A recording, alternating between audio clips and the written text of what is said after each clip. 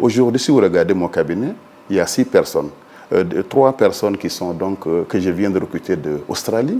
Monsieur Fall qui nous vient d'Australie, c'est un des meilleurs négociateurs de l'OMC, Organisation mondiale de la santé.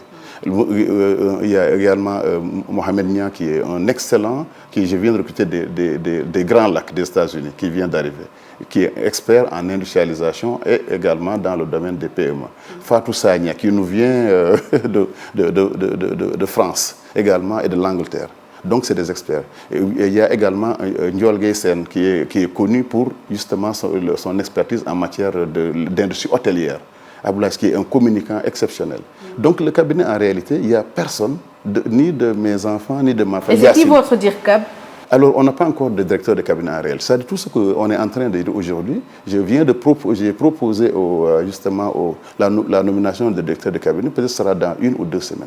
Aujourd'hui, nous n'avons même pas encore de directeur de cabinet. Et justement, ce qui est dommage dans ce pays, c'est qu'au lieu de regarder, d'aider les ministères à avancer, on est en train de les retarder en accusant de tel ministre ou tel autre ministre. J'ai vu avec Yacine, avec Fofana, En réalité, il faut que les Sénégalais sachent que notre gouvernement, il a d'autres priorités auxquelles il doit faire face, que vraiment ces polémiques stériles.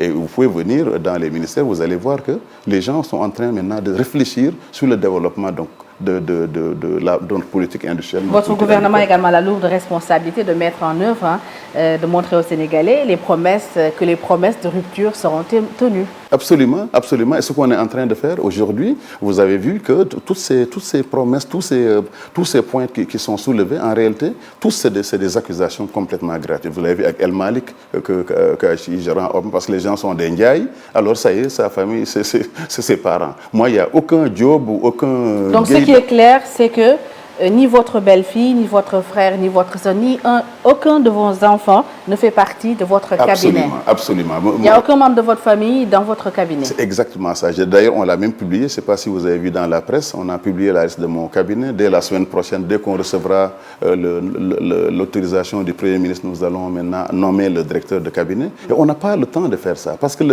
la famille, elle peut vous aider. C'est vrai qu'au tout début, ils m'ont toujours aidé dans la réflexion stratégique. Qu'est-ce qu'on fait? Comment on fait pour monter telle ou telle personne, comment on fait pour trouver telle ou telle information. Ça, c'est normal. Quand vous faites de la politique, votre famille va toujours vous conseiller. Par contre, le moment où vous devez nommer des gens, vous devez toujours faire attention à cela. Parce que d'abord, c'est mon éthique, ce n'est pas lié au parti. Ça n'a rien à voir avec le PASTEF, parce que j'ai toujours été patron de Nestlé. Vous imaginez bien, j'aurais pu amener mes enfants ou des gens hautement qualifiés. Je ne l'ai jamais fait. À la mairie de Sandiara, je l'ai fait. J'ai dirigé l'usine de Côte d'Ivoire, il y avait 1000 personnes.